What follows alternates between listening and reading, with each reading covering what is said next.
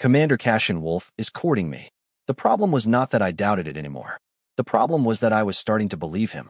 3 days had passed since he'd calmly informed me that yes, he was pursuing me, and somehow the situation had only become more dangerous since then. Not because he was aggressive, not because he was relentless. Quite the opposite.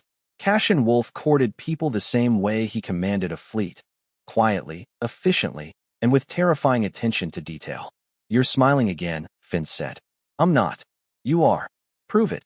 Your tail is wagging." I immediately looked behind me. My tail was, in fact, wagging. Traitor. That means nothing. Of course. Nothing at all. Naturally. I hate you. Mutual affection. I ignored him and returned to the report in front of me. Unfortunately, the report contained exactly 0 useful information and approximately 100% thoughts about Cashin Wolf. 3 days ago, he had admitted he was courting me.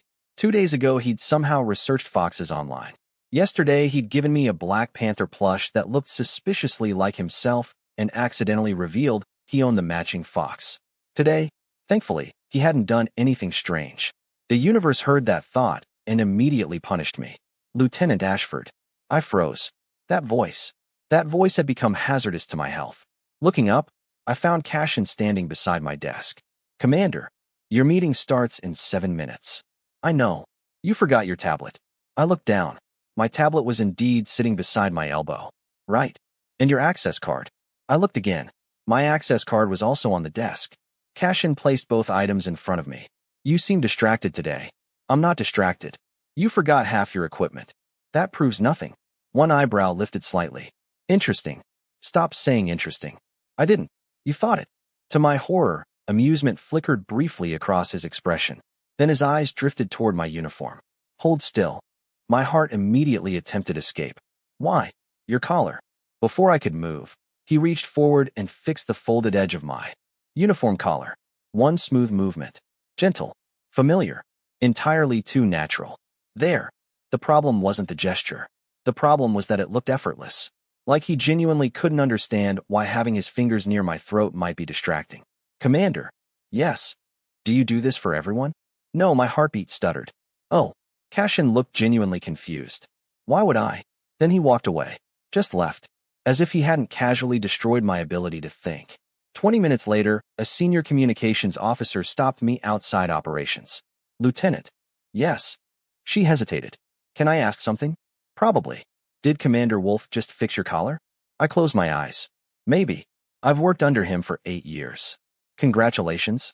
He once made an admiral rewrite a report 14 times because the margins were wrong. That's not reassuring. My point is I've never seen him touch anyone. She paused. "Ever." Then she walked away. My soul left my body. The rest of the afternoon passed in a blur. Every room I entered seemed to contain rumors. Every corridor seemed filled with knowing looks. The worst part was that none of them knew the truth. Nobody knew Cashin was courting me. Nobody knew he'd admitted it outright. Nobody knew he was slowly and methodically dismantling every defense I'd built over the years. They only knew something strange was happening. So did I? Because people always said Cashin Wolf was cold, distant, impossible to approach. Yet somehow he remembered which tea I preferred. He remembered my schedule. He remembered when I'd skipped lunch. He remembered things even I forgot. By evening, I was already exhausted from fighting my own thoughts. Which was exactly when I returned to my office and discovered a package sitting on my desk. Small. Black. Wrapped neatly. "No." I told it immediately. The package remained unconcerned. 5 minutes later, curiosity won. It always did. Inside sat a Black Panther plush. Soft black fur. Golden eyes. Tiny military jacket. Tiny serious expression. It looked exactly as judgmental as its owner. "You've got to be kidding me." A note rested underneath. "For morale purposes." Liar I. Informed the plush. 1 hour later, I was standing inside command holding the evidence. "Commander." Cashin looked up immediately. He always did lately. "Rowan." "Explain." I placed the plush directly onto his desk. He glanced down. "It's a panther." "I'm aware." "Good. Why is there a miniature version of you sitting on my desk?" "The resemblance is subjective. It has your face." "Strong genes." I stared at him. He stared back. Completely serious. Which somehow made it worse. "Why?" To my surprise, he actually answered. "Research." "Not this again." I asked a question online. That sentence never ends well. Several sources suggested gifts. What exactly did you search? Silence. Suspicious silence. Commander. Cashin. He looked vaguely uncomfortable. How to court a fox? My brain stopped functioning. You searched what? Several versions of the question. Several. The results were inconsistent. So you conducted additional research? That seemed reasonable. I couldn't breathe. This was the most Cashin wolf thing I had ever heard. Then something occurred to me. Wait. What? If I got the Panther? Cashin immediately looked toward the left drawer of his desk. Mistake. Fatal mistake. I crossed the room before he could stop me. Opened the drawer. Froze. Inside sat a white fox plush. White fur. Blue eyes. Fluffy tail. Tiny blue scarf. My entire nervous system shut down. Slowly, very slowly, I turned around. Cashin. Yes. Why do you have a fox? Research. Liar. Different research. Cashin. He sighed. Symbolic gifts create emotional associations. You bought matching plushies. Possibly. You bought matching plushies. The evidence supports that conclusion. I stared at him. Then at the fox. Then at the panther in my arms. Then back at him. This is ridiculous. And yet you're smiling. Traitor. My face was a traitor. That's not the point. Then what's the point? The answer arrived before I could stop it. The point is that you're making this very difficult. Something softened in his expression. Good. Why? Because you're thinking about me. I pointed accusingly. That is a terrible strategy. It appears. Effective. The worst part was that he was right. Again, silence settled between us. Comfortable. Dangerous. Then Cashin spoke quietly. Rowan. What? Are you still afraid? The question hit harder than expected. I looked away first. Maybe. Of me? No. The answer came immediately. Because despite everything, I'd never truly been afraid of him. Then what? I hesitated. Being wrong. For a moment neither of us spoke. Then Cashin leaned back in his chair. Calm. Patient. Certain. If I wanted someone else, he said simply, I wouldn't spend my evenings researching foxes. My heart completely surrendered. That is somehow the least romantic and most romantic thing anyone has ever said to me. Good. Why is everything good? A rare smile appeared on his face. Small. Real. Dangerous. Because you're still here. And much later that night, lying in bed with an absurdly serious Black Panther plush sitting beside my pillow, I realized something terrifying. 3 days ago, I had been afraid Cashin Wolf wasn't serious. Now I was afraid he was. Because every day he gave me another reason to believe him. And every day it became a little harder not to fall. Some people walk into a room. Elias Hart walked into a rumor. The shuttle touched down at 0900 hours. By 0902, half the fleet had decided fate was real. By 0905, the other half had started adding details. I hated everyone. You're staring, Finn said. I'm observing. You're staring professionally? Exactly. That's not a thing. Unfortunately, he wasn't entirely wrong. It was difficult not to stare when the entire hangar seemed focused on a single person. White hair. White ears. White tail. Elias Hart descended the shuttle ramp with the calm confidence of someone completely unaware he'd just become the center of every conversation in the fleet. Or maybe he was aware and simply didn't care. Either way, it was irritating. No way. Somebody whispered behind us. That's him. Has to be. White fur. Omega. What are the odds? Nobody needed to explain who they meant. Everyone knew the story. Years ago, Commander Cashin Wolf had been saved by a mysterious white-furred Omega. Years later, he was still searching for answers. Nobody knew a name. Nobody knew a face. Nobody knew exactly what happened. They only knew 3 facts. White fur. Omega. Commander Wolf never forgot. And now a white-furred Omega had just arrived aboard a special transfer approved directly by Fleet Command. The rumors practically wrote themselves. This is ridiculous, I muttered. Absolutely, Finn agreed. The betting pool started before he reached the bottom of the ramp. The what? 5 credits says they get married before winter. Finn. Not my bet. People are insane. Correct. The worst part wasn't the rumors. The worst part was what came next. That's Elias Hart. 2 officers walked past us. The Hart family? Yeah. No wonder. Youngest strategic analyst ever accepted into command operations. I heard his grandfather was a fleet marshal. His father's a senator. And he's an Omega. First openly Omega analyst assigned to command in over a decade. My stomach twisted. Finn immediately noticed. Don't what? Whatever you're thinking. I wasn't thinking anything. Rowan. Fine. I folded my arms. Maybe I'm thinking it's convenient. Convenient. Brilliant. Famous family. Special transfer. Command assignment. Finn stared at me. You sound jealous. I am not jealous. You absolutely are. I'm evaluating circumstances. You're jealous professionally. That's not a thing. Neither is suspicious pudding, and yet here we are. I ignored him, mostly because part of me hated how close he was to the truth. Elias wasn't the problem. In fact, Elias seemed annoyingly perfect. He thanked the dock crew unloading his luggage, introduced himself to technicians, remembered names after hearing them once, smiled at everyone. The universe had somehow created a genuinely nice person and then dropped him directly into my worst week. Then Finn said something that ruined my mood completely. You know what's funny? Nothing involving you. You're both Omegas. My smile vanished. Finn immediately looked regretful. Neither of us spoke for several seconds, because we both knew the difference. Elias arrived openly, proudly. His personnel file identified him as Omega. Everyone knew it. Nobody cared. Nobody questioned whether he belonged here. Nobody expected him to hide. Meanwhile, I had spent 10 years pretending to be someone else. 10 years of suppressants. 10 years of fake records.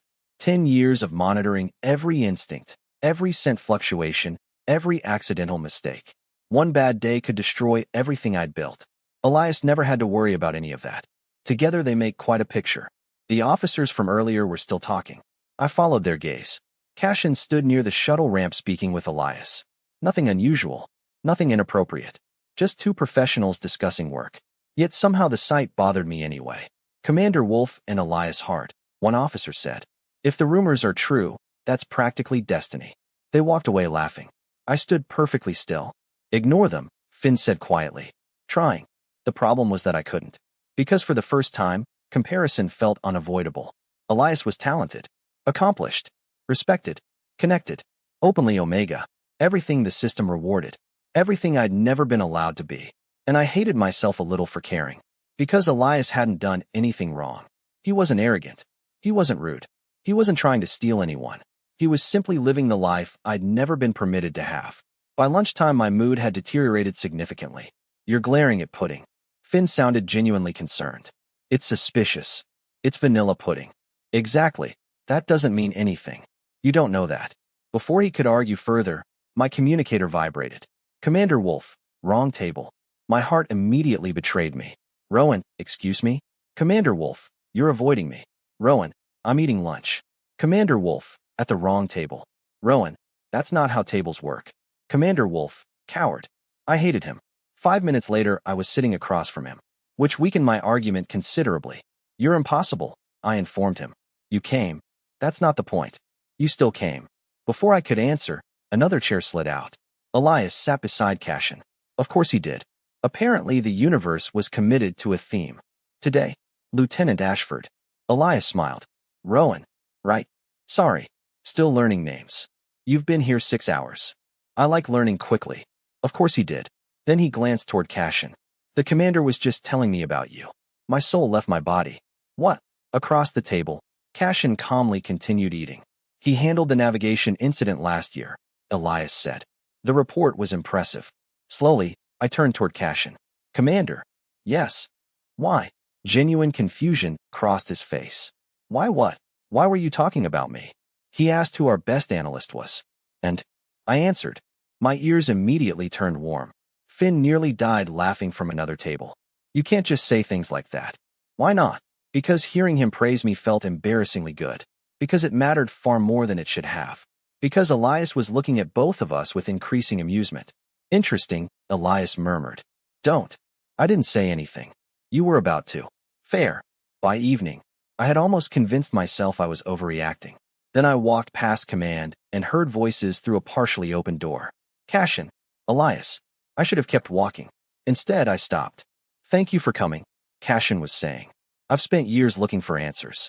My heartbeat stumbled painfully. Inside the office, Elias answered something too quietly to hear. Then Cashin spoke again. I was hoping you could help. Answers. Years. Help. The words echoed through my mind. Suddenly, every rumor from the last 12 hours sounded horribly reasonable. The white-furred Omega. The years of searching. The special transfer. The personal welcome. The impossible coincidence. I knew I should stay. I knew there was probably a logical explanation. Instead, I turned around and walked away. Because for the first time since Cashin Wolf admitted he was courting me, A terrible thought had begun whispering through the back of my mind. What if everyone else was right? And what if I was only standing in a place that had always belonged to someone else? The problem with deciding to avoid someone is that it only works if the other person cooperates. Commander Cashin. Wolf did not cooperate. The morning after I overheard his conversation with Elias, I arrived at operations 30 minutes early, took the longest route possible, and selected a workstation hidden behind 3 monitors and a storage cabinet. It was a flawless plan. It failed within 8 minutes. Good morning, Rowan. I looked up. Elias smiled warmly. Good morning. I brought coffee. Why? You looked tired yesterday. I stared suspiciously at the cup he offered. Are you always like this? Like what? Friendly. I try. That's disturbing. Elias laughed. Actually laughed. Commander said you were funny. My soul immediately left my body. Commander said what? Funny. Commander Wolf used that word? More or less. You're lying. I am not. Unfortunately, he looked far too sincere to be lying. The worst part was that Elias genuinely seemed to like everyone. By lunchtime, he knew half the department by name, had helped 2 junior analysts with a software issue, and somehow convinced an irritated logistics officer to smile. It was unnatural. He's impossible to hate, I complained. Finn looked delighted. That's the problem? Yes. Not the fact you're spiraling? I'm not spiraling. You spent 20 minutes watching him help people organize files. It was suspiciously efficient. Everything is suspicious to you lately. Before I could defend myself, movement near the cafeteria entrance caught my attention. Cashin had arrived. Unfortunately, so had Elias. There, Finn said immediately. Look. I'm not looking. You're already looking. He wasn't wrong. Cashin paused beside Elias. Said something quietly. Elias laughed. Then, to my absolute horror, Cashin handed him his own access tablet. What are they doing? I muttered. Talking. Why is he lending him his tablet? Maybe because they're working together. Or maybe, don't. I wasn't going to say anything. You absolutely were. I hated that he knew me so well. The truly terrible part came later. Operations held a strategy briefing that afternoon. Halfway through, one of the presentation systems crashed. Several analysts groaned. A technician was called. Before anyone could do anything, Elias calmly stood up, walked to the console, and fixed the problem in less than 2 minutes. The room erupted into applause. Show off, I muttered. You're impossible, Finn whispered. He literally solved the problem. Exactly. That was a compliment. I know. Then Cashin spoke from the front of the room. Good work, Specialist Hart. Elias smiled. Thank you, Commander. My mood immediately worsened. You're pouting, Finn informed me. I'm not. You absolutely are. I am evaluating workplace dynamics. You are jealous. Professional evaluation. Jealous. Professional. Jealous. Fine. I folded my arms. Maybe a little. Finn nearly fell out of his chair. By evening, I was exhausted. Not from work. From myself. Every time Elias appeared, my brain compared us. Every time Cashin spoke to him, I noticed. Every time the 2 of them stood together, the rumors echoed through my head. White fur. Omega. Years of searching. Fate. Destiny. Nonsense. Complete nonsense. So why couldn't I stop thinking about it? I was packing my things when someone knocked gently against my desk. Hey. Elias stood there holding 2 takeout containers. I accidentally ordered too much dinner. I narrowed my eyes. Nobody accidentally orders 2 full meals. You'd be surprised. I wouldn't. Fair. He smiled. Take one anyway. Why? Because you've skipped lunch twice this week. I froze. How do you know that? Commander mentioned it. Silence. Complete silence. Commander mentioned my eating habits? He seemed concerned. My heart betrayed me immediately. Then Elias added, honestly, it was kind of sweet. My heart stopped betraying me and started actively attacking me. Sweet. Very. Commander Wolf? Yes. The same Commander Wolf who once rejected a report because somebody used the wrong font. That's the one. Elias looked thoughtful. He talks about you a lot, you know. Every system in my body shut down. What? Mostly work. Mostly. He was definitely hiding something. Elias. Relax. His smile softened. Whatever story you've invented in your head, I promise it's probably wrong. My chest tightened. You don't know what story. I'm imagining. No. Elias glanced toward the corridor where Cashin's office was located. But I know the commander. You've known him for 2 days. And, annoyingly valid point. Before I could answer, another voice interrupted. Fox. I nearly jumped out of my skin. Cashin stood at the doorway, looking directly at me. Commander, I said. You're still here. I'm leaving. Good. I blinked. Good. You look tired. The concern in his voice was immediate. Natural. Unforced. Exactly the kind of thing I had spent all day convincing myself didn't mean anything. I'm fine. Liar. Elias looked between us, then very wisely stepped backward. Well, I suddenly remembered I have somewhere else to be. You don't, I said. I do now. And then he abandoned me. Traitor. Dinner. Cashin said once Elias disappeared.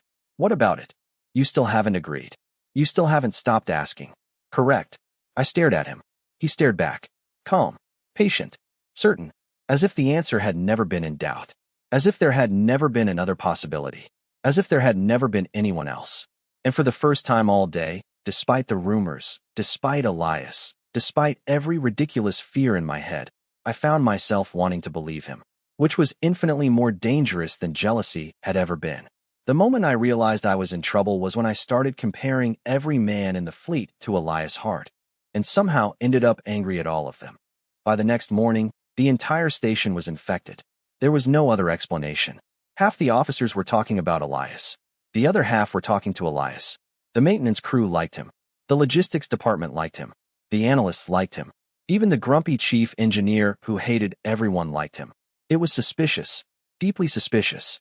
You're staring at the wall again, Finn said. I'm thinking. About Elias. About work. The wall isn't work. How do you know? Finn sighed. Rowan. What?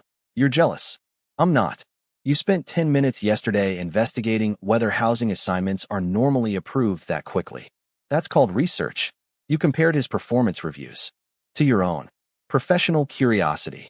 You asked 3 people if white fur was overrated. That was science. You need help. Unfortunately, he was becoming difficult to argue with. The worst part was that Elias kept being nice. Every time I tried to find a reason to dislike him, he ruined it by doing something considerate. That morning alone, he helped a new recruit fix a scheduling error, brought coffee for an exhausted technician, and somehow convinced a stressed supply officer not to quit.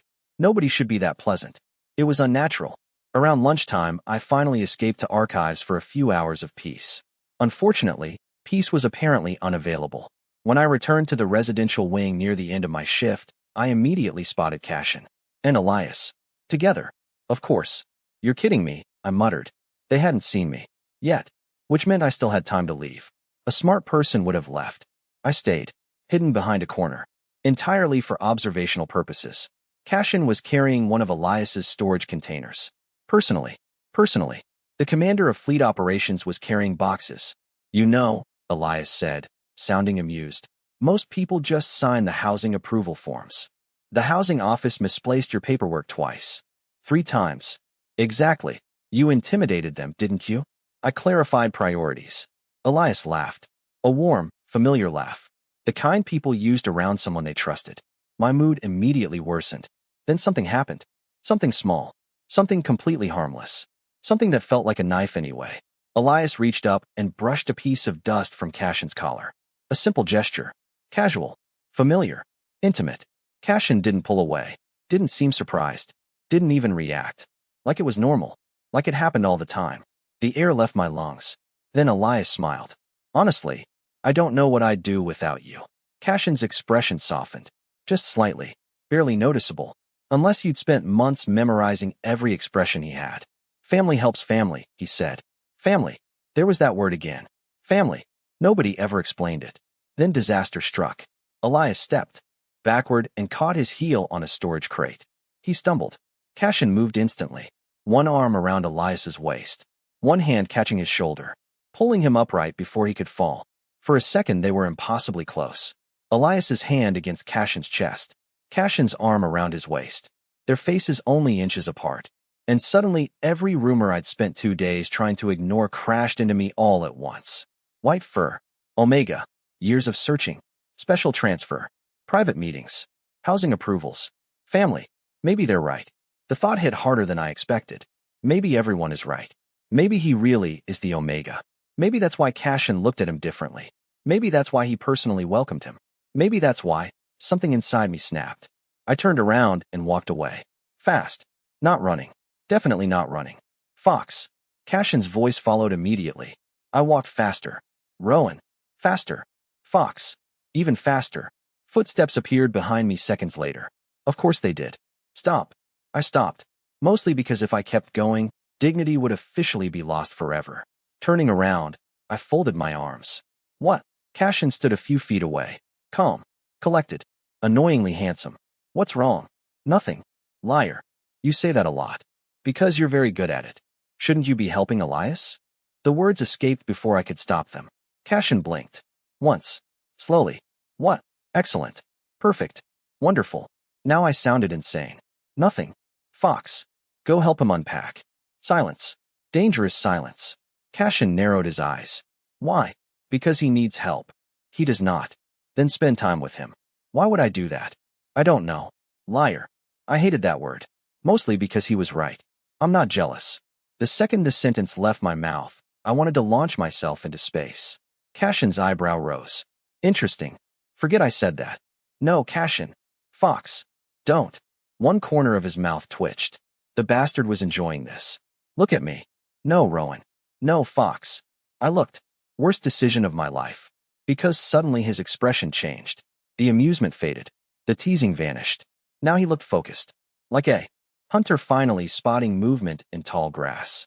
You think Elias and I are involved. It wasn't a question. Everyone thinks that. The words exploded out before I could stop them. Everyone talks about him.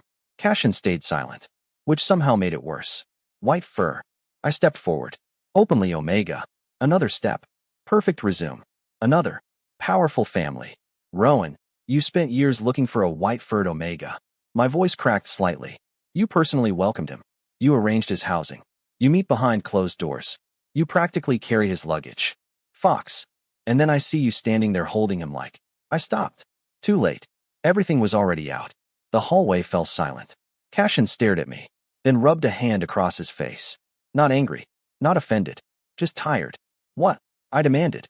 His shoulders shook once. Once. The man was laughing. Cashin.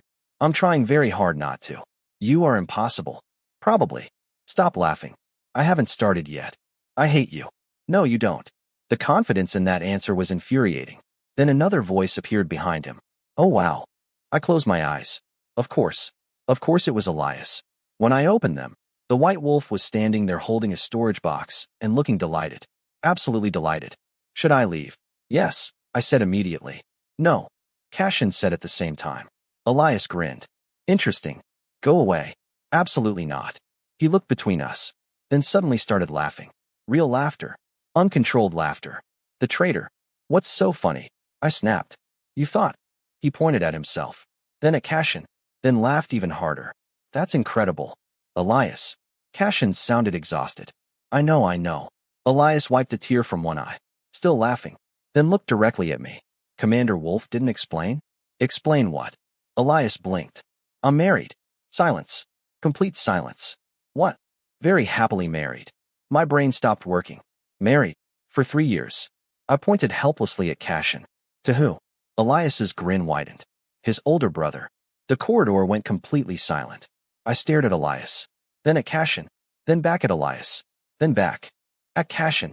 My soul quietly packed a suitcase and left. His brother? His older brother. Elias confirmed cheerfully. Which technically makes me family. Family. Actual family. Real family. Not mysterious romantic destiny family. Not hidden lover family. Family. Nobody spoke for several seconds. Then Cashin folded his arms and looked directly at me. So. My heart stopped. So. His smile appeared. Slow. Dangerous. Victorious. Are you finally going to admit you were jealous? Heat exploded across my face. Behind him, Elias immediately lost the battle against laughter again. That's not a no, he managed between breaths. Elias. Sorry. He absolutely wasn't sorry. Cashin never took his eyes off me. Well, I wanted the floor to swallow me whole. Preferably before tomorrow. Go to hell. Elias nearly dropped the box. Cashin's smile widened. And for the first time all day, I realized I was in far more trouble than jealousy had ever caused. The problem with finally getting what you want is that reality somehow feels less believable than the fantasy. For several long seconds after Elias casually informed me that he was married to Cashin's older brother, my brain simply stopped participating in events. Family. Actual family. Not mysterious destiny family. Not long-lost love family. Family. Elias looked entirely too pleased with himself. Cashin looked entirely too pleased with me, and I wanted to disappear. So, Cashin said again, "Don't. Are you finally going to admit you were jealous? Go to hell." Behind him, Elias immediately doubled over laughing. "That's still not a no. Elias. Sorry." He absolutely was not sorry. I should leave before this becomes embarrassing. It already became embarrassing 20 minutes ago, I informed him. Fair point. He grinned. Good luck, Rowan. Then he picked up his box and finally left. The traitor. The wonderful, terrible traitor. The moment he disappeared around the corner, the hallway became dangerously quiet. Cashin folded his arms and simply looked at me, waiting, patient, certain, like a hunter who already knew exactly where his prey was hiding. Stop that. Stop what? Looking at me like that. Like what? Like you've won. One corner of his mouth lifted. Maybe I have. My heart immediately forgot how to function. You're impossible. You've mentioned that several times. And yet you're still here. Unfortunately, that was true. I was still there. Still standing in front of him. Still unable to walk away. Fox. His voice softened. Look at me. I did. Worst decision of my life.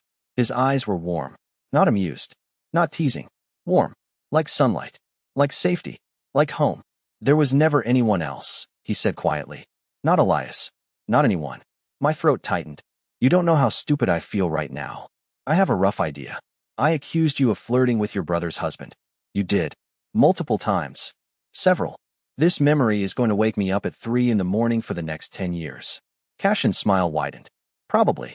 I groaned and covered my face. I hate everything. A hand gently caught my wrist and lowered it.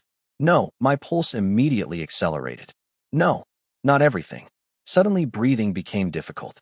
Cashin, why were you jealous? I stared at him. Seriously? Very. You're enjoying this. A little. You're awful. Answer the question. I should have lied. I wanted to lie. Unfortunately, those golden eyes made dishonesty nearly impossible. Because I thought. The words felt embarrassing already. Thought what? That eventually you would choose him. Silence. Fox. The tenderness in his voice nearly destroyed me. Why would I do that? Because he's perfect. The answer escaped before I could stop it. Cashin blinked. Perfect. Smart. I counted on my fingers. Talented. Nice. Attractive. Everybody likes him. Openly Omega. Powerful family. I shrugged helplessly. Compared to that, I'm just what? I looked away. Me. The silence lasted exactly 2 seconds. Then Cashin stepped forward. Rowan. Don't. Look at me. Cashin. Look at me. Reluctantly, I did. His expression was completely serious now. You think I spent months chasing you because you were the only option? My face grew hotter. That's not what I meant. Good. His voice dropped lower. Because I chose you. My heartbeat stumbled.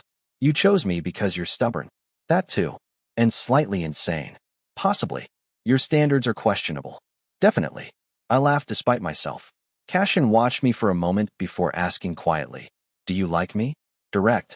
Merciless. Typical Cashin. You already know the answer. I want to hear it. Why? Because I've waited months.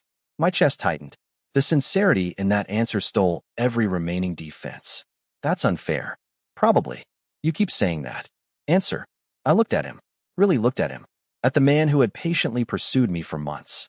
The man who remembered every small thing about me. The man who somehow made me feel seen even when I wanted to hide. Yes, I whispered. His eyes softened immediately. Yes, what? You know what? Fox. I groaned. I like you. Good. That's all. No, he stepped closer. What else? My heart was trying to escape through my throat. I like you a lot.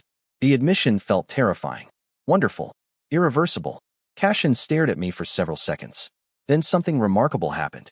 Commander Cashin Wolf looked genuinely happy. Not composed. Not controlled. Happy. Say it again.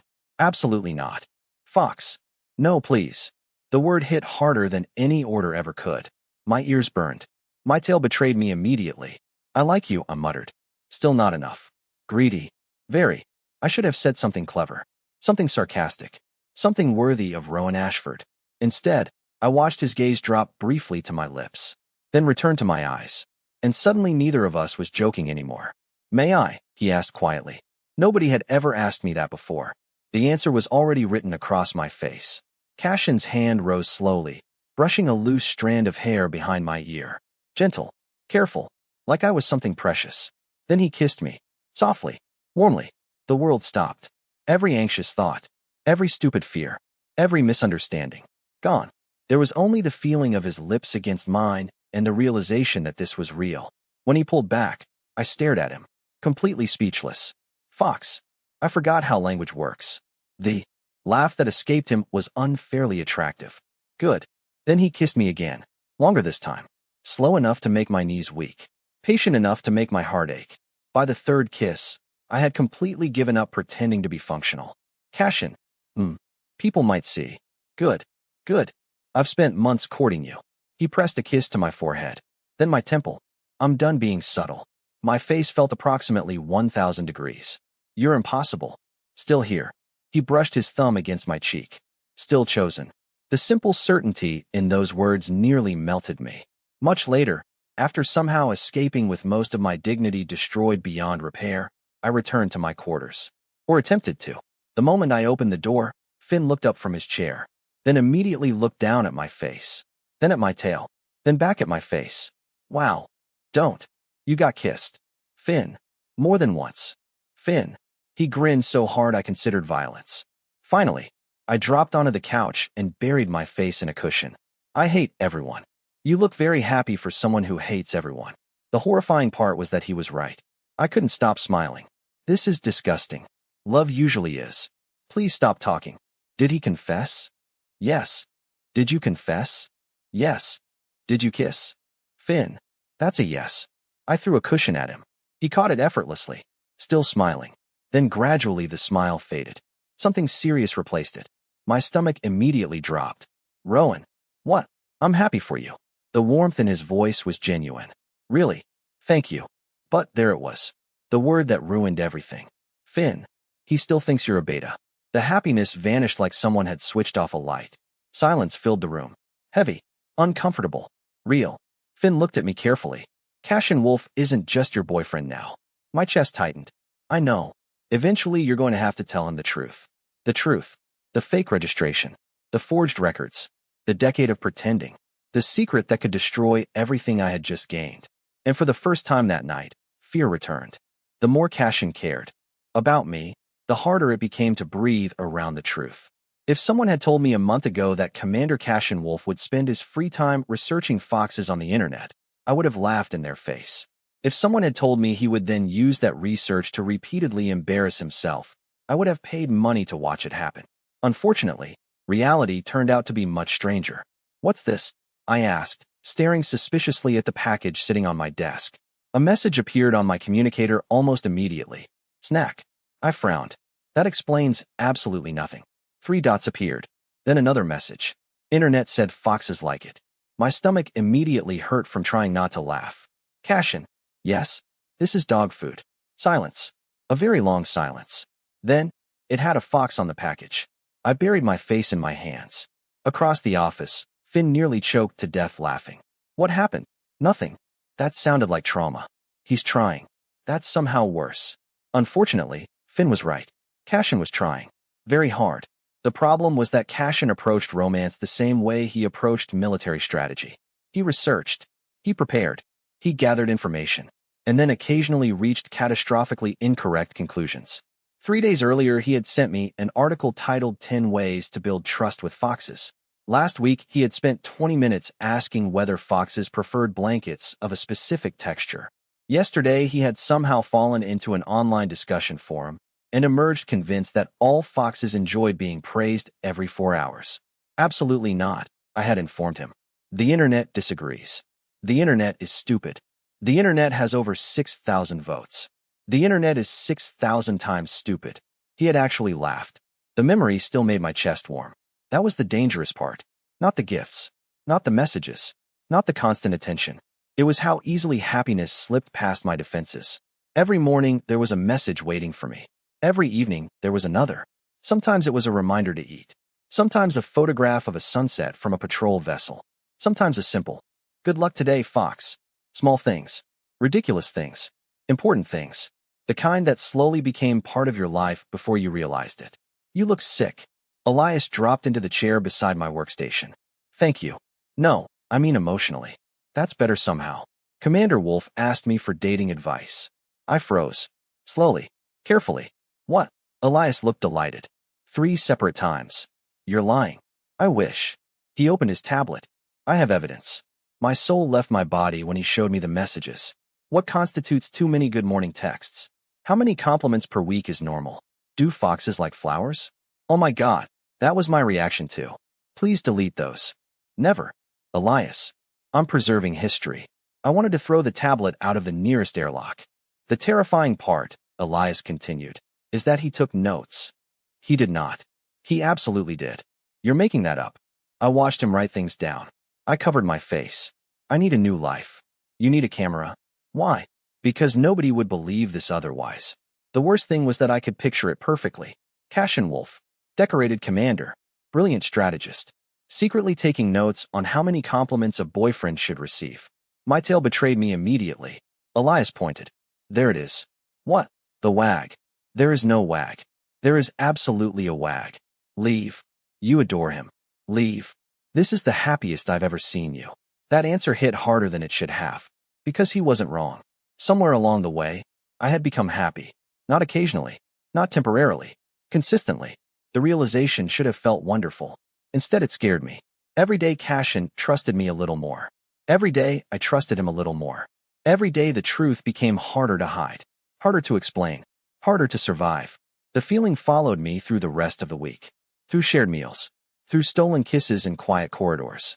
Through every casual touch that still made my pulse misbehave. It followed me all the way to the command observation lounge one evening after duty hours. The station lights glittered beyond the reinforced glass. Cargo. Ships drifted slowly through the darkness. For once, the room was empty except for the two of us. Cassian sat beside me reviewing reports. I pretended to review mine. Pretended very badly. You've read the same page for 10 minutes. I didn't look up. It's a complicated page. It's upside down. I immediately flipped it over. I knew that. Of course. His amusement was becoming a problem. Fox. What's wrong? There it was again. The impossible ability he had to notice everything. Nothing. Liar. I'm developing an allergy to that word. Then stop earning it. Rude. Accurate. Annoyingly attractive. We sat quietly for a while. The comfortable kind of silence. The dangerous kind. The kind that made honesty feel possible. Before I could stop myself, I asked, "Can I ask something?" Always. The answer came so quickly my chest tightened. Hypothetically. Dangerous beginning. If someone on your team wasn't completely honest about their past, Cassian didn't interrupt. Didn't rush me. Just waited. Would depend on why. That wasn't the answer I expected. Not what they lied about. No, he set the report aside. People hide things for different reasons. His voice remained calm. Thoughtful. Fear. Shame. Family. Survival. My heartbeat became uncomfortable. And if it was something serious? Then I'd want the truth. The knot in my chest tightened. Even if it changed how you saw them. Finally, he turned toward me. His expression completely serious now. Everyone disappoints someone eventually. I looked down. That's reassuring. It's realistic. A faint smile touched his mouth. Then disappeared. Trust isn't built by perfection. His voice softened. It's built when someone chooses honesty, even though honesty is difficult. For one terrifying second, I wondered if he somehow knew. If he'd discovered everything already. If this conversation wasn't hypothetical at all. But then his hand found mine. Warm. Steady. Familiar. Whatever it is, he said quietly. I trust you. My breath caught. Cassian squeezed my fingers gently. Even if you have secrets. The words struck harder than any accusation could have. Because they weren't suspicion. They weren't pressure. They were faith. And somehow that hurt far more. He trusted me completely. While I was still lying to him every single day. Cassian, my voice sounded strange. The truth rose all the way to the edge of my tongue. One sentence. That was all it would take. One sentence to tell him everything. One sentence to risk losing everything. I couldn't do it. Not yet. Instead, I leaned forward and kissed him. Softly. Briefly. A coward's distraction. Unfortunately, Cassian was smarter than that. Nice attempt. What? Changing the subject. Did it work?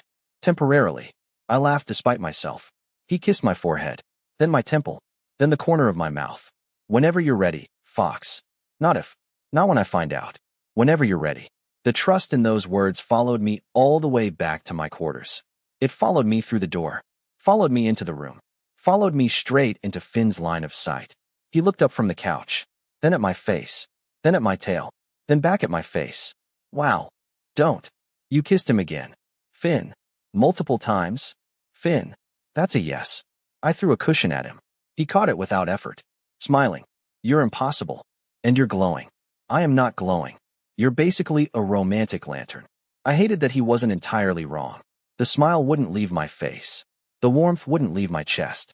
For a few wonderful minutes I forgot everything else. Then Finn's smile slowly faded. My stomach immediately dropped. Rowan. What? I'm happy for you. The sincerity in his voice caught me off guard. Really? Thank you. But there it was. The word that ruined everything. Finn. He still thinks you're a beta. The warmth disappeared instantly. Silence settled over the room. Heavy. Real. Uncomfortable. Finn looked at me carefully. The longer this goes on, the worse it's going to hurt. My chest tightened. Because I already knew that. I know. Then tell him. I can't. You have to. I closed my eyes. Somewhere across the station, Cashin probably believed I was finally learning to trust him. And for the first time in 10 years, I desperately wanted to. Which somehow made the truth even harder to say. Dating Cashin Wolf would have been significantly less stressful if the man wasn't quietly territorial in ways that kept short-circuiting my brain. 3 weeks into our relationship, I discovered something dangerous about black panthers. They didn't need to bare their teeth to make other predators back away. Sometimes all it took was a hand resting casually against someone's lower back. Ashford. I looked up from the Sublime Manifest in my hands. Lieutenant Carter leaned against the cargo crate beside me with the easy confidence of an alpha fully aware he was attractive. Blonde. Tall. Friendly. The kind of officer who flirted with literally everyone. You surviving preparation chaos? He asked. Barely. Understandable. His eyes dropped briefly toward the communicator clipped to my belt. Though judging by your face lately, I'd say something is improving your mood. Oh no. Maybe I just enjoy spreadsheets. That's the saddest answer I've ever heard. I snorted softly despite myself. Carter grinned immediately, clearly encouraged. Mistake. Big mistake. There it is, he said. You know, people get nervous around you because you're always sarcastic, but you're actually kind of cute when you smile. My brain stalled for exactly 1 second. Long enough to realize 2 things simultaneously. First, Carter was flirting. Second, someone had just walked up behind me. The shift in atmosphere was immediate. Calm. Heavy. Dangerous. Carter noticed too. His posture subtly straightened before he even turned around. Lieutenant Carter. Cashin's voice remained perfectly polite, which was honestly worse. Commander. Carter stepped back automatically. Smart man. Cashin's hand settled lightly against my lower back as he stopped beside me. Not rough. Not aggressive. Barely even noticeable. But suddenly every alpha instinct in the area understood exactly what that touch meant. Mine. My pulse immediately betrayed me. Is there a reason you're distracting Lieutenant Ashford during mission preparation? Cashin asked calmly. Carter blinked once. No, sir. Good. Silence. Terrible silence. Cashin's thumb brushed once against the fabric near my waist. Tiny movement. Almost invisible. Somehow devastating. Then I assume your preparation checklist is already complete. Almost, sir. Cashin's golden eyes held his for exactly 2 seconds. Then perhaps focus on finishing it. Carter practically fled. I watched him disappear around the corner before slowly turning toward the man beside me. That was insane. Cashin looked genuinely confused. What was that? I gestured vaguely toward the hallway where Carter had escaped with his survival instincts barely intact. You scared him. Good. Cashin. He was flirting with you. The immediate answer nearly short-circuited my nervous system again. You noticed that? Fox. Right. Stupid question. Still, I muttered weakly. You can't intimidate every alpha who talks to me. Cashin considered that seriously. Why not? Because that's unhinged behavior. He didn't look convinced. You know what's worse? I asked. What? The fact that part of me liked it. One corner of his mouth lifted slightly. Interesting. Don't start. Your heartbeat increased. Betrayed by my own body again. I hate everything. No, you don't. The worst part was that he sounded very certain about it. Before I could recover, another officer walked past us carrying equipment crates. Cashin's hand immediately disappeared from my back. Smooth. Casual. Professional again in less than a second. That was the dangerous thing about him. Control. Even when possessiveness slipped through, it never became messy. Never loud. Just small moments. Quiet touches. Calm warnings disguised as professionalism, which somehow made them far more dangerous. You know, Elias said later that evening while helping me inventory emergency medical supplies, the entire tactical division now believes Commander Wolf might kill someone over you. Fantastic. Personally, I think it's romantic. Personally, I think you're enjoying this too much. Absolutely. Elias didn't even pretend to deny it. Though I do admire how subtle he is. Subtle? Compared to most alphas? Elias looked genuinely thoughtful. Very. He wasn't wrong. That was the problem. Cassian never acted possessive for show. Never turned it into dominance theater. If anything, the gestures felt instinctive. Automatic. Like his body reacted before his brain decided whether it should. Which was arguably worse. The clearest example happened 2 hours later during final navigation review.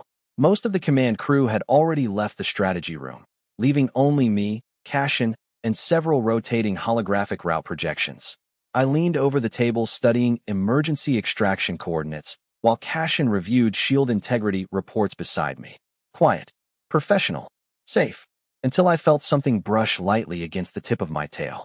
I froze instantly. Cassian. His tone remained completely neutral, which meant he absolutely knew what he was doing. What are you doing? Standing. Your hand. Ah. He glanced downward as if only just noticing. Liar. Sorry. He did not sound sorry. Warm fingers brushed lightly through the fur near the end of my tail again. Slow. Brief. Hidden safely beneath the edge of the holographic table where no one else could see.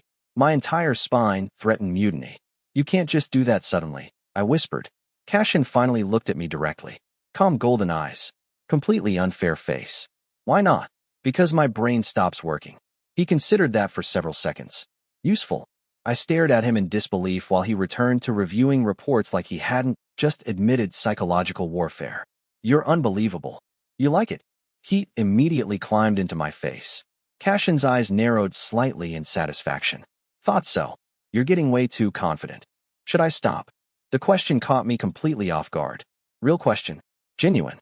No teasing underneath it. My heartbeat stumbled. Because the answer came far too quickly. No. Something warm flickered across his expression. Soft enough that most people would have missed it. I didn't. Cassian stepped closer beside me. Not touching now. Just close enough that warmth radiated from him. Good, he said quietly. Then, after a brief pause. Your tail is expressive. I closed my eyes. Please never say that sentence again. It reacts whenever you're embarrassed. Cassian. Or flustered. Cassian. Or when you want me to touch it again. I nearly walked directly into the holographic table. The low laugh that escaped him afterward was deeply unfair. You're terrible. And yet, he murmured near my ear. You still moved closer. My soul briefly left my body. Somewhere outside the strategy room, station alarms signaled final boarding preparations. Neither of us moved immediately. Serious question, I muttered weakly after several dangerous seconds. Does your family have some kind of concerning obsession with white fur? Cassian blinked once. What? Your brother married a white wolf. I pointed at myself. You're dating a white fox. Silence.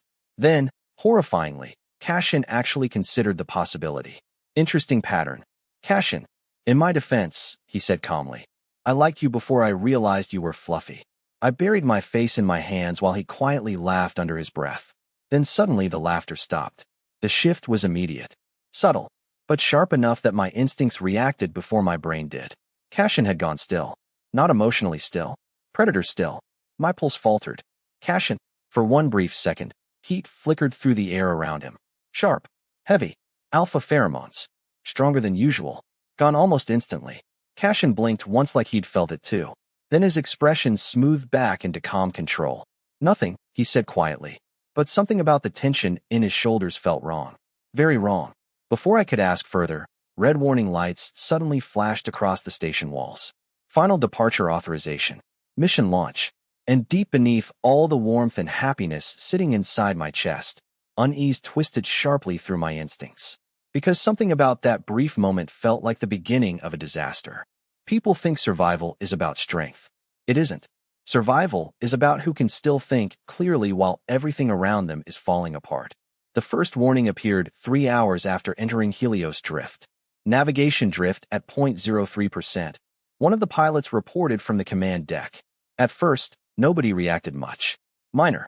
Instability was expected inside magnetic storm territory. Helios drift had always been infamous for interference. But then another warning appeared. Then another. Long-range communications briefly failed before reconnecting again.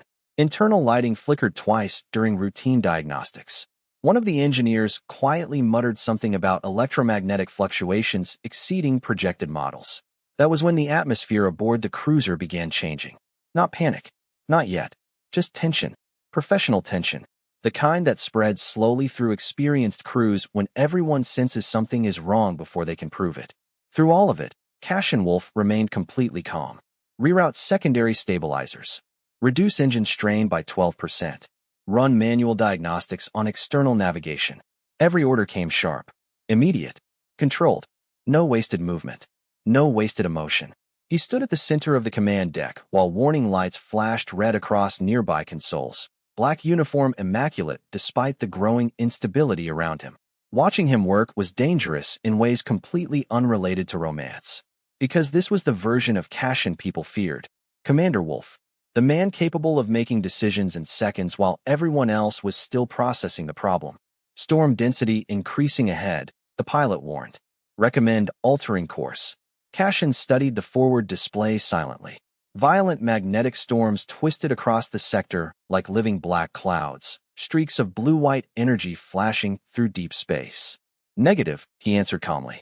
The missing civilian ships disappeared inside this corridor. Sir, interference levels are becoming unstable. Noted. His voice never changed. Maintain course. The pilot obeyed immediately.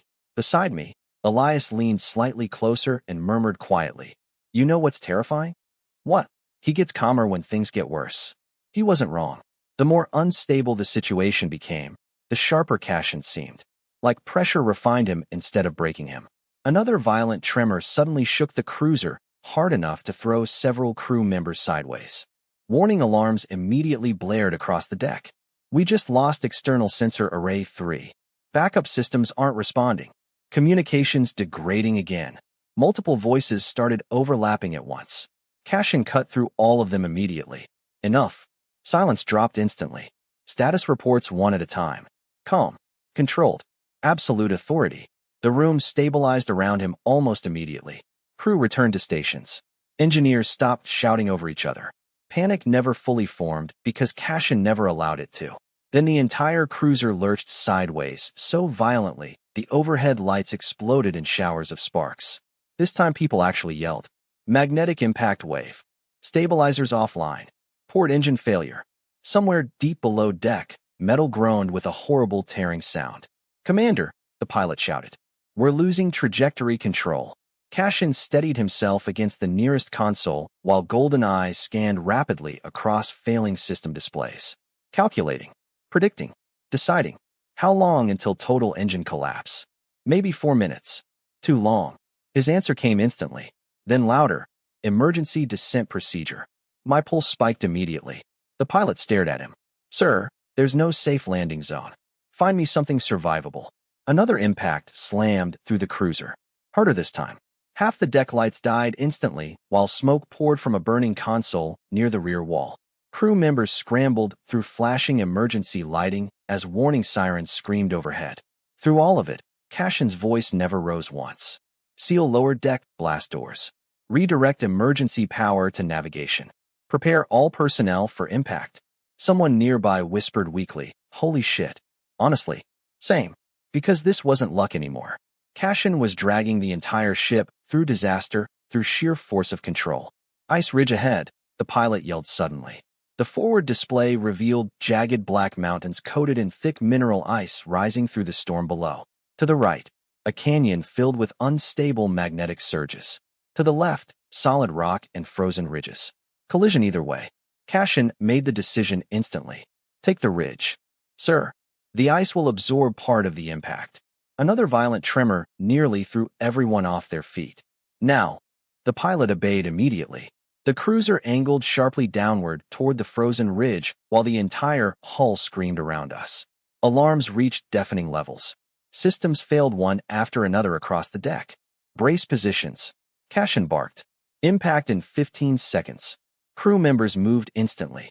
I locked emergency restraints into place beside the tactical console while my heart hammered violently against my ribs. Across the deck, Cashin still stood near Central Command, completely steady despite the collapsing ship around him. "Commander," one officer shouted desperately. "You need to secure yourself." Cashin ignored him completely. Impact in 10. Another crew member lost balance as the deck tilted. Cashin caught him before he hit the floor, shoved him toward secured seating, then continued issuing commands like nothing had happened. Impact in 7. The cruiser plunged fully into the storm layer. Outside the windows, everything vanished into white static and violent flashes of blue energy. Impact in 5. Metal screamed somewhere behind us. Impact in 3. Then Cashin looked directly toward the crew, toward every terrified person aboard the dying cruiser. His voice cut through the alarms with terrifying certainty. "Nobody dies today." And somehow, I believed him.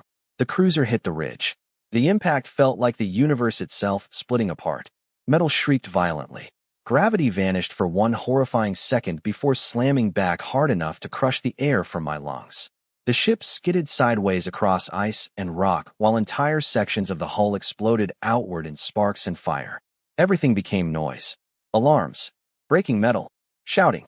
Then suddenly, stillness.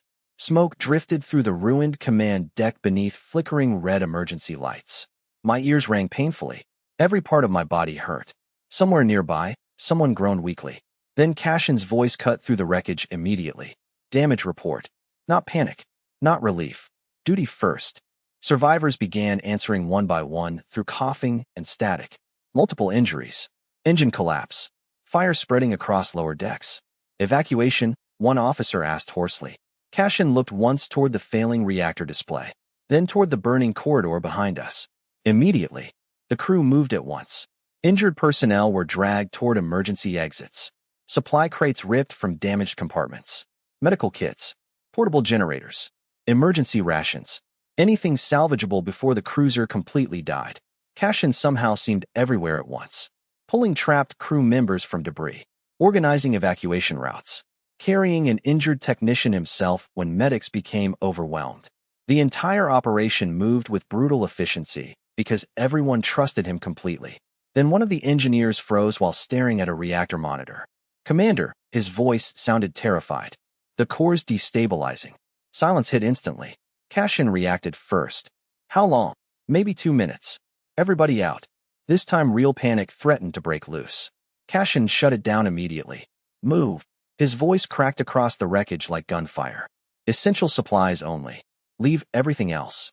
Smoke thickened rapidly around us as survivors poured through emergency exits into the freezing storm outside. Snow and ash blasted violently across the mountainside. Behind us, the cruiser groaned like a dying animal. I turned once while helping Finn drag supply containers through the snow. The ship looked catastrophic, nearly torn apart across the ice ridge.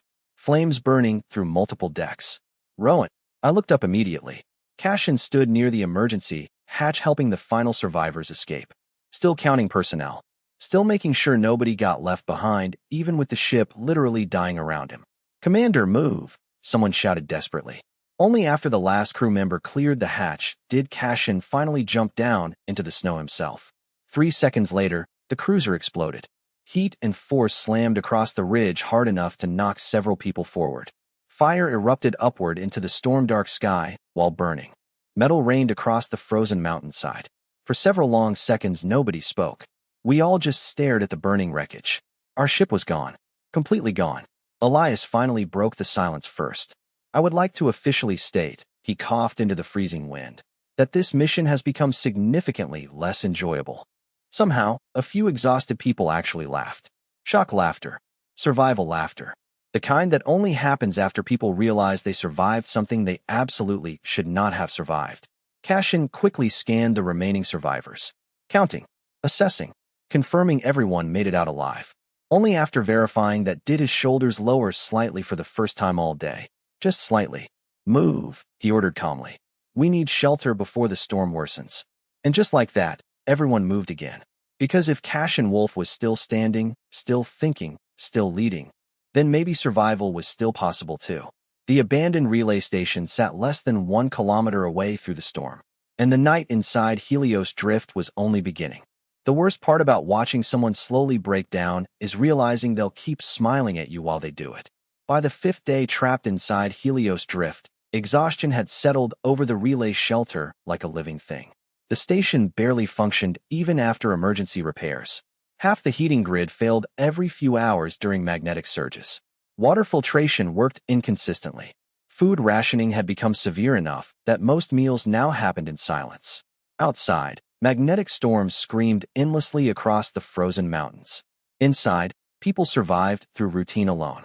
Repair shifts, medical rotations, emergency maintenance, sleep whenever possible. Repeat. And through all of it, Cash and Wolf somehow kept the entire shelter standing through sheer force of will. Even after the crash, even after days without proper rest, he still moved through the station like exhaustion was something that happened to other people. Organizing repairs, managing supplies, personally checking injured crew members whenever the medics became overwhelmed. Nobody questioned him anymore. Not because of rank, because everyone trusted him completely. I'm starting to think Commander Wolf physically cannot die, Elias muttered quietly while helping reinforce one of the damaged corridor doors. Please don't challenge the universe like that, Finn answered immediately. That's how people die in survival stories. Honestly, fair concern, because even I had started noticing things. Cashin moved slower now when he thought nobody was watching. Sometimes he paused briefly in empty corridors like he needed 1 second to steady himself before continuing. Dark exhaustion lingered beneath his eyes no matter how composed he looked in front of everyone else. And sometimes, only for a second, his expression would tighten sharply like he was fighting through pain before smoothing back into calm control almost immediately. But he kept going anyway. Of course he did. Men like Cashin treated themselves like equipment. Useful until failure. The first time I realized how bad it had gotten was during evening ration distribution. Shelter temperatures had dropped again after another generator failure, and people crowded close to the heating units while waiting for food packs. Cashin stood near the supply table reviewing inventory reports while still somehow answering questions from 3 different officers at once. He looked exhausted. Worse than exhausted. Running entirely on discipline. Without really thinking, I walked over and held out one of the thermal packs medical teams had been saving. Take it. Cashin looked up immediately. You need it more. I already have one. That was a lie. Obviously. His eyes narrowed slightly like he knew it too.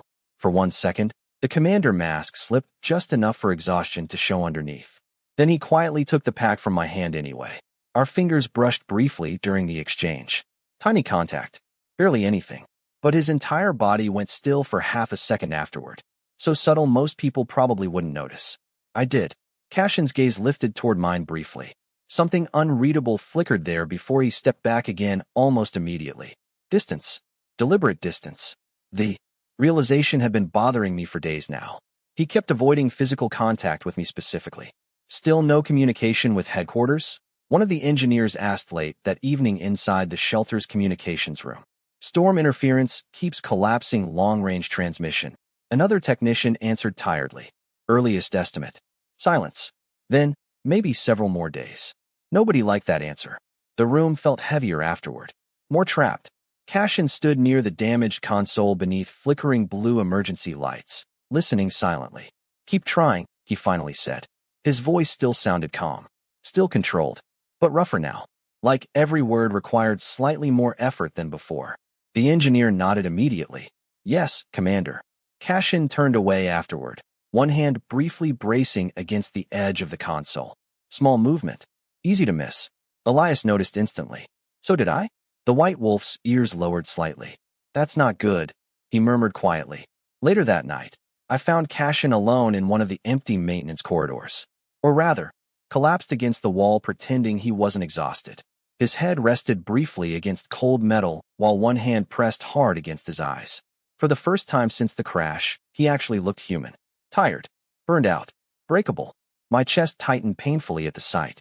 You're supposed to be sleeping, I said quietly. Cashin lowered his hand immediately. The exhaustion vanished behind calm control so fast, it almost felt unfair. So are you. Deflection. Observation. I walked closer anyway. You haven't slept properly in days. Neither has anyone else. That's not an answer. For a second, he just looked at me silently beneath the dim emergency lights. Then finally, people are scared. The honesty in his voice caught me off guard. If I stop moving, They'll start thinking we're not getting out of here. Something in my chest hurt unexpectedly hard at that. Because of course that was what worried him. Not himself. Never himself. I stepped closer before thinking too hard about it. Cashin. He looked up slightly. Then instinct took over before caution. Could.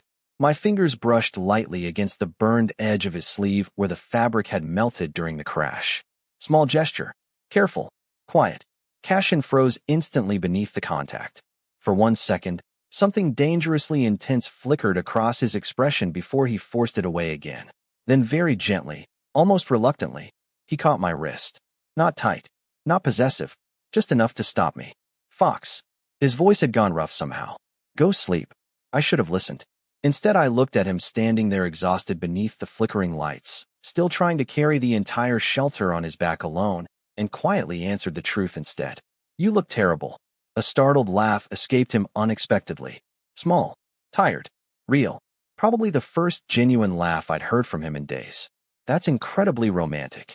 I'm serious. I know. Silence settled softly between us after that. Not awkward. Just tired. Then Cashin released my wrist slowly and stepped back again. Distance. Deliberate distance. There it was again. Before I could ask about it, emergency alarms suddenly blared through the station. Medical alerts. Every muscle in Cashin's body tightened instantly. Then one of the medics appeared breathless at the end of the corridor. Commander Wolf collapsed.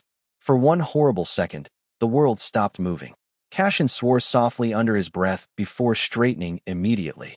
Commander mode snapped back into place through sheer instinct alone. Containment protocol, he ordered instantly. Now. Chaos exploded across the shelter.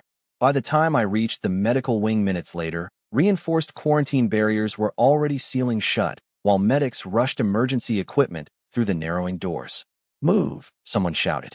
Isolation lockdown. The barrier doors slammed closed with a heavy metallic sound.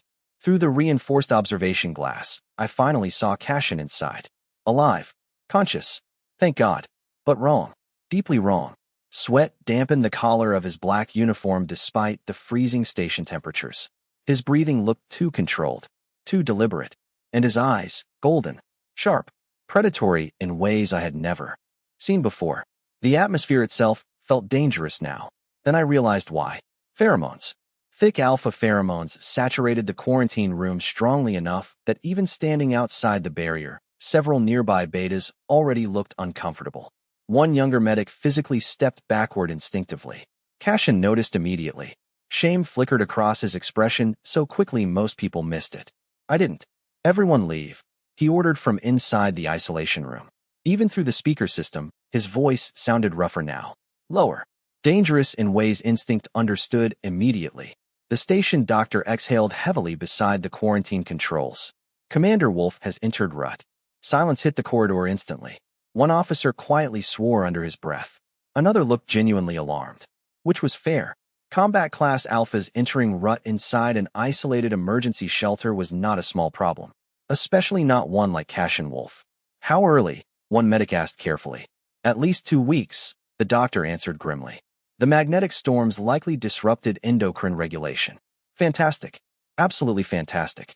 Inside the quarantine room, Cashin closed his eyes briefly like he was physically restraining himself from snapping at everyone nearby. Suppressants? He asked immediately. The doctor hesitated. Destroyed during the crash. The corridor somehow became even more tense. Wonderful, Elias muttered softly. The doctor rubbed tiredly at his forehead before speaking again carefully. An Omega partner would significantly help stabilization. Every single person nearby immediately looked toward Elias. Absolutely not, Elias answered instantly. First, I'm married. Then his expression flattened slightly. Second, Rowan is his. Silence. Nobody argued with that. Inside the quarantine room, another pulse of alpha pheromones rolled outward hard enough that even the air itself suddenly felt heavier. Several people instinctively stepped farther away from the barrier. Cashin noticed that too. His jaw tightened violently. Everybody leave the corridor, he ordered immediately. Now. Nobody moved quickly enough. Now. Officers. Medics. Engineers. Everyone immediately started clearing the hallway. Everyone except me. Finn grabbed my wrist sharply before I could move closer to the quarantine doors. His face looked pale now. Rowan. I looked toward Cashin again through the reinforced glass. Even sitting perfectly still, He radiated restraint so intense it looked painful. Every muscle in his body seemed locked under forced control. And suddenly, horrifyingly, I understood something. He wasn't afraid of the rut itself. He was afraid of hurting someone during it. Hurting me. Near the quarantine controls, the doctor hesitated before speaking carefully. A normal beta cannot safely tolerate prolonged exposure to a combat alpha in full rut. Silence settled heavily through the corridor. My pulse hammered once. Hard. Elias slowly looked toward me. Finn's grip tightened around my wrist. And suddenly I realized there was no future left where I kept lying after this. Not anymore. Not now. Slowly, I pulled free from Finn's grip. Then I looked toward the doctor. That's because I'm not exactly a beta. Complete silence. The doctor frowned immediately. Your medical records say otherwise. 10 years. 10 years hiding this. 10 years surviving as someone else. My differentiation was abnormal, I said carefully. Early screenings classified me beta with omega differentiation tendencies. The doctor's expression sharpened immediately with suspicion. That still wouldn't explain tolerating his pheromones this long. Silence. Then very slowly, my hands tightened once at my sides. Fear crawled painfully beneath my skin. Because there was no taking this back afterward. No hiding again. Not after tonight. I closed my eyes briefly, then finally stopped suppressing. Warmth spread softly through the cold corridor air. Sweet. Gentle. Omega pheromones. Real omega pheromones. Silence hit instantly. One medic stared openly. Another looked genuinely shocked. Finn closed his eyes briefly, like a man finally watching the inevitable happen. Elias just whispered softly, "Well, that explains literally everything." Inside the quarantine room, Cashin reacted immediately. His entire body locked still. Completely still. For the first time since anyone here had met him, real shock cracked through his composure. Golden eyes lifted sharply toward me through the reinforced glass. Rowan. My name sounded rough in his voice now. Almost painful. I stepped toward the quarantine barrier anyway. Immediately the atmosphere changed again. The alpha pheromones inside the room sharpened violently in response to mine. Several people physically retreated farther down the corridor instinctively. Cashin noticed instantly. His entire body went rigid. Don't. His voice dropped low enough to send chills down my spine. Leave. I stopped directly beside the barrier doors anyway. Cashin, I'm serious. For the first time since I met him, he looked genuinely shaken. Not angry. Not aggressive. Terrified. You don't understand what rut does to people. His hands tightened violently against the edge of the medical bed. I could hurt you. The honesty in his voice hurt worse than shouting ever could. Because he meant it. Every instinct in him was trying to protect me from himself. I swallowed hard once. Then finally told him the truth I had hidden for 10 years. You won't. Silence. My pulse hammered painfully. Because I'm your omega too. Outside, Helios drift screamed against the frozen mountains while emergency lights flickered dimly overhead. Inside the corridor, nobody breathed. Nobody moved. Then slowly, very slowly, I looked toward the quarantine controls. Open the barrier. Cashin's expression changed instantly. No, the word came out rough. Immediate. Desperate. Rowan, don't. But I was already stepping closer to the sealed quarantine doors anyway. You don't have to go through this alone, I whispered softly. Cashin spent years believing discipline could overpower instinct. Helios drift was where he finally learned that some things were never meant to be endured alone. The moment Rowan's omega pheromones filled the isolation room, something inside Cashin finally gave out. Not his control, not his mind, just the brutal tension he had been holding himself together with for days. His entire body went still before one rough breath escaped him like he had finally remembered how to breathe properly again. Outside the barrier, the doctor stared openly at the monitors. His stress response is stabilizing. Elias crossed his arms calmly. Told you. Rowan barely heard them. His attention stayed fixed entirely on the man sitting in front of him, looking exhausted enough to collapse all over again.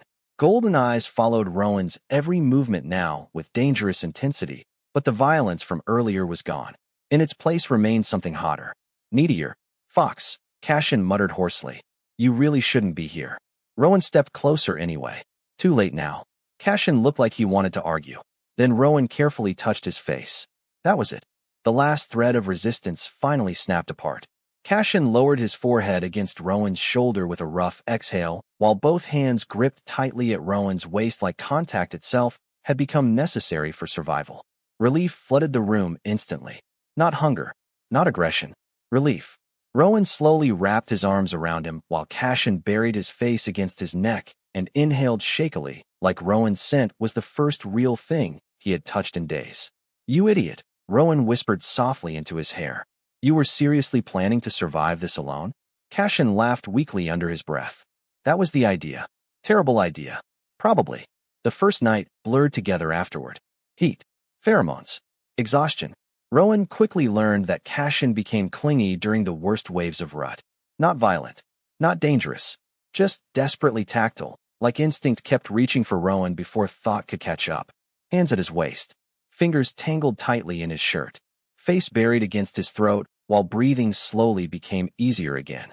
And Rowan let him. Every single time.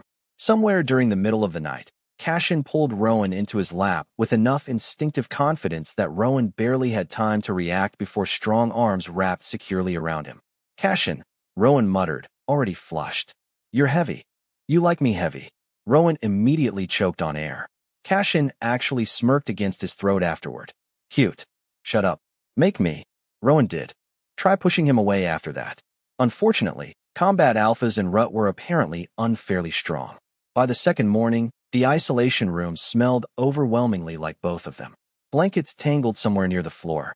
Rowan's borrowed jacket hanging halfway off the medical chair. Cashin asleep beside him with one arm still wrapped possessively around his waist, even unconscious. Rowan stared at the ceiling for several quiet seconds before realizing something terrifying. He felt safe. Safe enough to sleep beside an alpha in full rut. Safe enough to wake up wrapped inside Cashin's scent without panic clawing up his throat. Safe enough that for the first time in years, he didn't hate the omega scent clinging faintly to his own skin. The realization hit harder than expected. Cashin woke slowly beside him a few minutes later, golden eyes still hazy with exhaustion and lingering instinct. The second he noticed Rowan awake too, his hand tightened automatically around Rowan's waist like his body reacted before his brain did. Then embarrassment flickered briefly across his face. "Sorry." Rowan blinked once. "Did Commander Wolf just apologize for cuddling?" Cashin stared at him flatly. "I can still throw you against a wall if you'd prefer. There he is." A tired laugh escaped Cashin before he leaned down and kissed Rowan properly for the first time since entering Rut. Slow, warm, unhurried. Nothing desperate about it anymore. Just real. Rowan's fingers tightened instinctively against the front of Cashin's shirt while the alpha's hand slid carefully into his hair. Outside the isolation room, storms still howled across Helios Drift. Inside, time felt strangely suspended. The second night became softer somehow. Less feverish. More intimate. They talked more between waves of Rut exhaustion. Sometimes about meaningless things. Sometimes about things neither of them had ever admitted out loud before. "You suspected, didn't you?" Rowan asked quietly at some point, while lying half across Cashin's chest beneath dim emergency lighting. Cashin hummed sleepily. "Suspected what?" "That I wasn't really a beta." Silence stretched briefly. Then Cashin sighed. Softly. "Not exactly." Rowan lifted his head slightly. Cashin stared at the ceiling while speaking. "I knew something didn't fit." "That's not the same thing." "No." Cashin's hand moved slowly through Rowan's hair. "I noticed your scent changed sometimes when you were stressed." Rowan froze instantly. Cashin's mouth twitched faintly. "Not enough to confirm anything." "That's impossible." "Probably." Cashin finally looked down at him afterward. "You also reacted to my pheromones differently than normal betas." Heat immediately climbed into Rowan's face. Cashin looked unfairly amused by that. "And," he added quietly, "I've never met anyone who looked at me the way you do." Rowan groaned dramatically and dropped his forehead against Cashin's chest. "I'm ending this relationship." "No, you're not." Unfortunately, that was true too. Silence settled softly afterward before Rowan finally asked the question that had been sitting heavily inside him for days now. "Then why didn't you confront me?" Cashin answered immediately. "Because if you were hiding it," his voice softened slightly. "You had a reason." Something in Rowan's chest hurt sharply at the simple understanding in those words. No accusation. No anger. Just understanding. Rowan stayed quiet for a long moment before finally speaking again. "I presented at 14. Cashin's expression darkened instantly. "My family bought illegal suppressants before military screening." Silence. "They said Omega soldiers don't survive long in combat divisions." Rowan laughed quietly, without humor afterward. "So I became a beta instead." Cashin looked at him silently for several seconds before finally pulling Rowan closer until their foreheads touched. You survived anyway, he said quietly. Rowan almost broke apart right there from how gently he said it. The third night arrived quieter than the first two. The worst of the rut had finally passed, leaving only lingering instinct and exhaustion behind.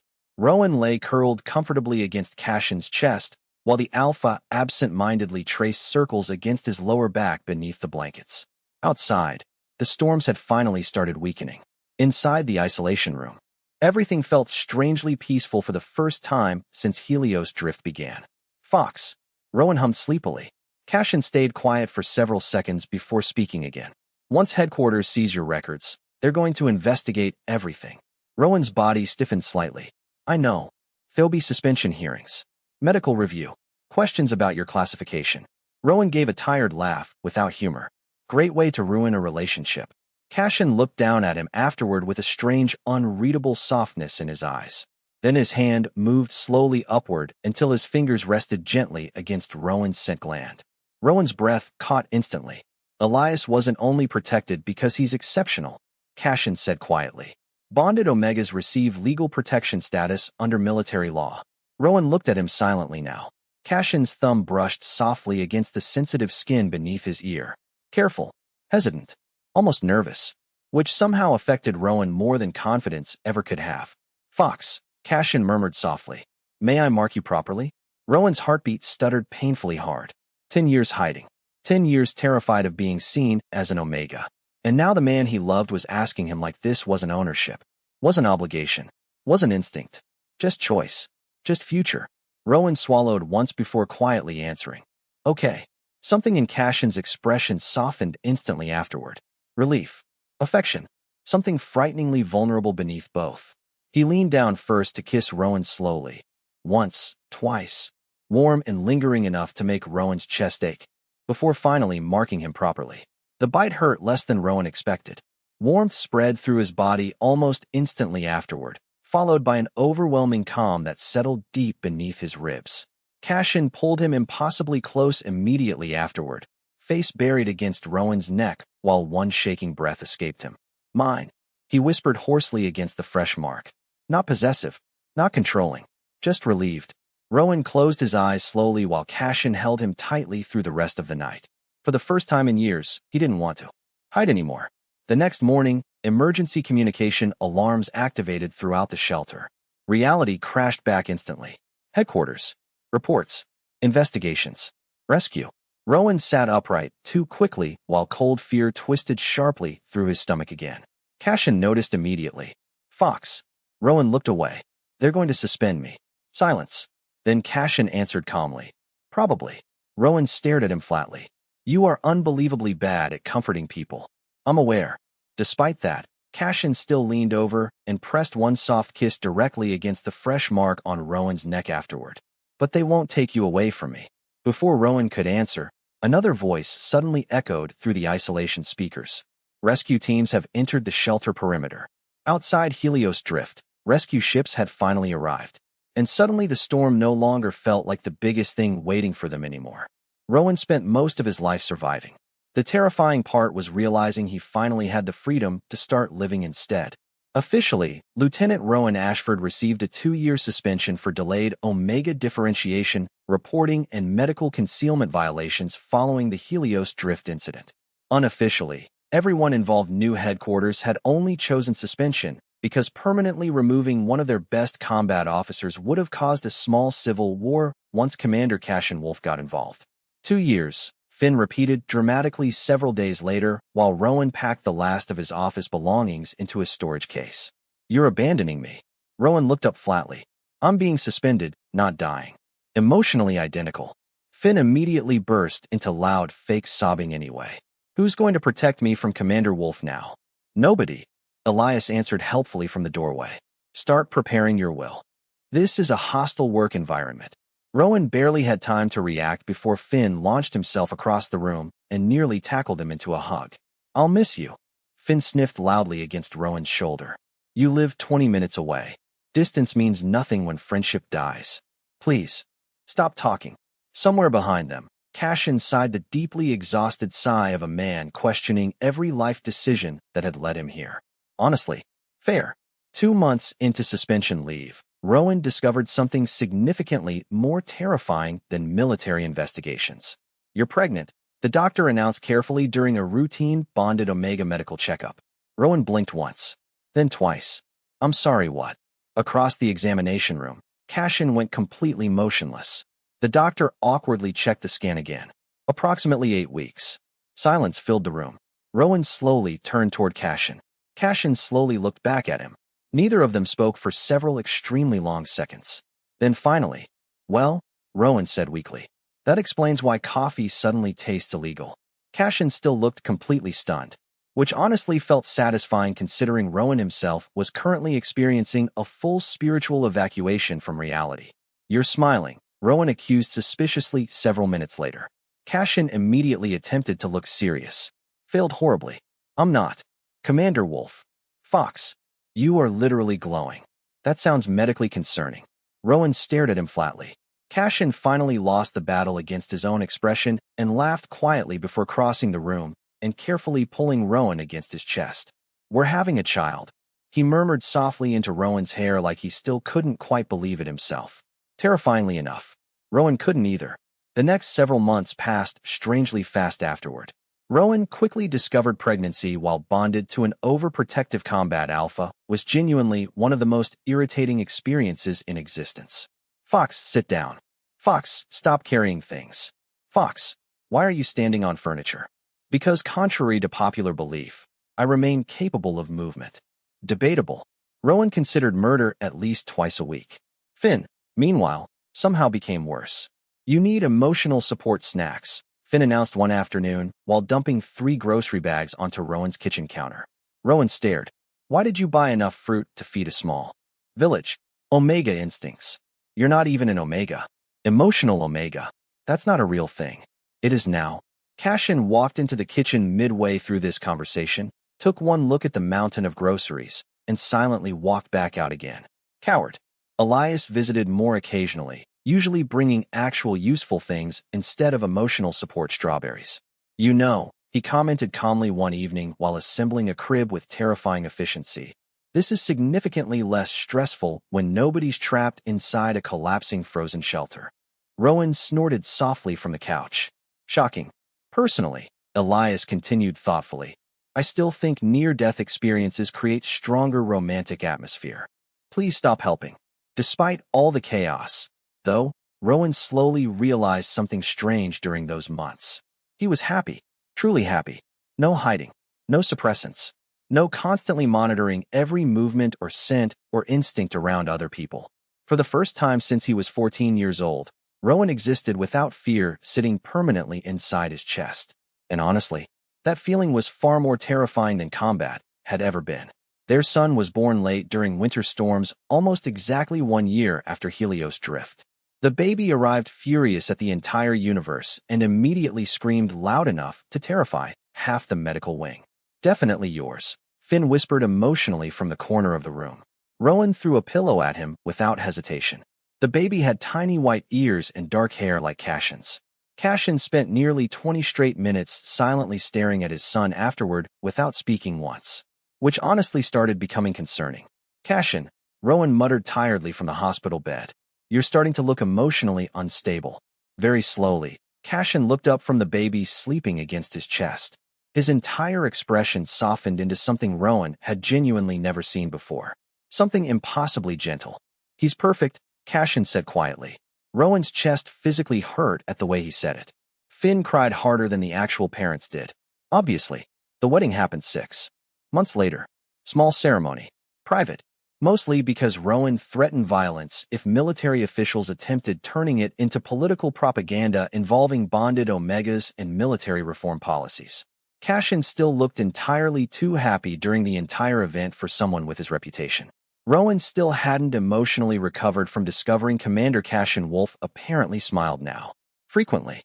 It was deeply disturbing for everyone involved. "You know," Elias commented conversationally during the reception while watching Cashin completely fail to stop staring at Rowan across the dance floor.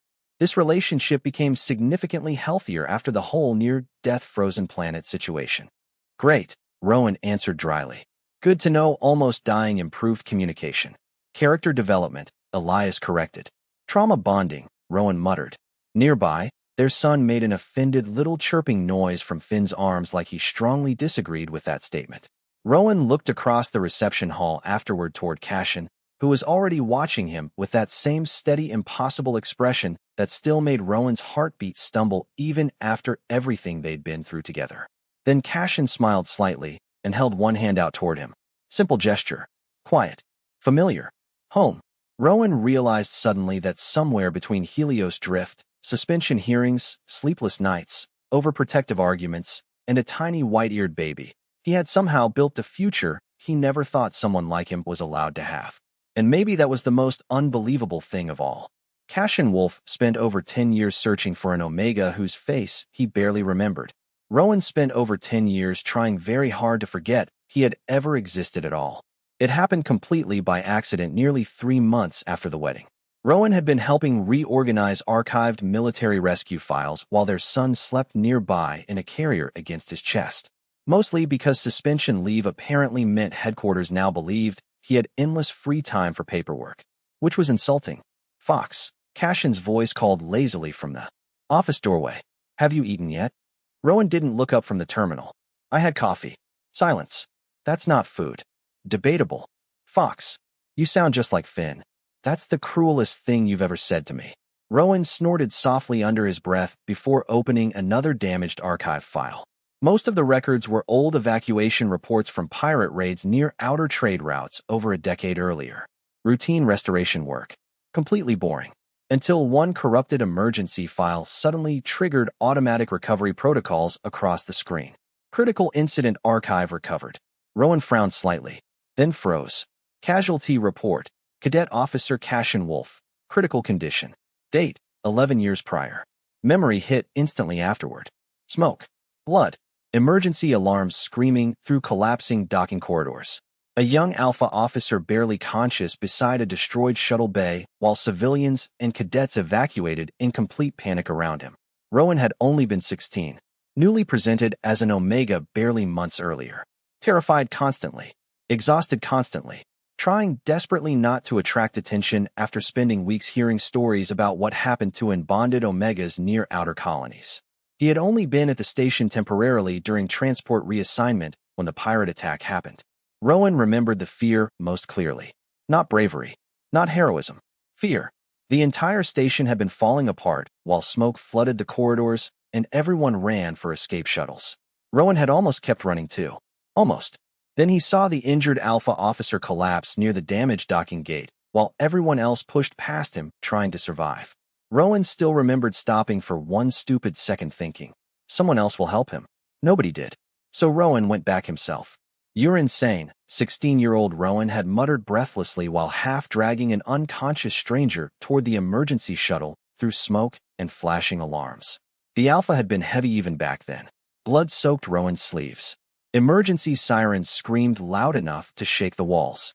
And throughout all of it, Rowan's newly unstable Omega pheromones had flooded uncontrollably from terror and stress despite every suppressant patch he wore. The injured Alpha officer grabbed weakly at Rowan once before losing consciousness again completely. Rowan remembered white gloves stained with blood, cold eyes barely open, and one rough, exhausted breath against his neck, while Rowan shoved both of them into the last, departing evacuation shuttle seconds before the docking corridor exploded behind them. Afterward, everything became chaos. Medical ships, refugee transfers, witness reports, panic. Rowan never learned the officer's name. And honestly, at 16, terrified of his own Omega presentation and desperately trying to disappear into military academy records before anyone noticed him, Rowan had deliberately forced himself not to think about the incident again. Survival first. Always survival first. Slowly, Rowan looked down now at the recovered rescue image attached to the report. A blurry emergency medical photo taken inside the evacuation shuttle. White Omega ears. White tail. White fur soaked with smoke and blood. Rowan stared silently for several long seconds, then suddenly remembered something else too. Cashin once drunkenly admitting he had spent years searching for the Omega who saved him. Cashin constantly touching Rowan's white tail without realizing why. Cashin saying his scent felt familiar from the beginning. Oh no, you have got to be kidding me, Rowan whispered weakly at the screen. The office door opened behind him a second later. Cashin walked in carrying 2 cups of coffee before immediately stopping when he saw Rowan's expression. Fox. Rowan slowly turned the monitor toward him. You once told me an Omega saved your life. Cashin went completely still. Silence filled the office instantly. Then his eyes dropped toward the recovered image on the screen. Rowan watched the exact moment recognition hit him. Not visually. Instinctively. Cashin set the coffee down slowly without taking his eyes off the photo. The scent, he said quietly. Rowan blinked once. Cashin still stared at the image, almost absently now. That's why it felt familiar. Rowan looked at him like he'd lost his mind. You recognized me by scent after 11 years? Not consciously. Cashin finally looked up at him afterward, expression still stunned in a way Rowan had genuinely never seen before. I barely remembered the station. I was unconscious most of the time. His voice softened slightly. All I remembered clearly was an Omega with white for pulling me into an evacuation shuttle while everything burned. Rowan stared silently. Cashin looked back toward the screen again afterward. I searched for you for years. Rowan immediately covered his face with one hand. This is the stupidest thing that has ever happened to me. Fox. No, seriously. Rowan looked genuinely offended by reality now. You mean to tell me I accidentally rescued my future husband during a pirate attack and then forgot about it because I had identity issues? Cashin's mouth twitched visibly. When you say it out loud, it does sound slightly ridiculous. Slightly. Rowan dropped his hand dramatically. This sounds like badly written military romance propaganda. A soft, amused laugh finally escaped Cashin then. Quiet. Warm. Real. Rowan still wasn't fully emotionally prepared for how unfairly attractive that sound was. Their son suddenly made a tiny, sleepy, chirping noise from the carrier against Rowan's chest like he wanted to participate in the conversation too. Cashin's entire expression softened immediately at the sound before he crossed the office slowly and rested one hand gently against the baby's white ears. Then his gaze lifted back toward Rowan again. Steady. Familiar. Home. I think, Cashin said quietly after a long moment. I was probably always going to find you somehow. Rowan's heartbeat stumbled painfully hard at that, which was honestly unfair after everything they'd already survived together. Rowan looked away first with a weak groan. I hate this story. Cashin stepped closer afterward, amusement still lingering softly in his eyes. Liar. Unfortunately, that was true too.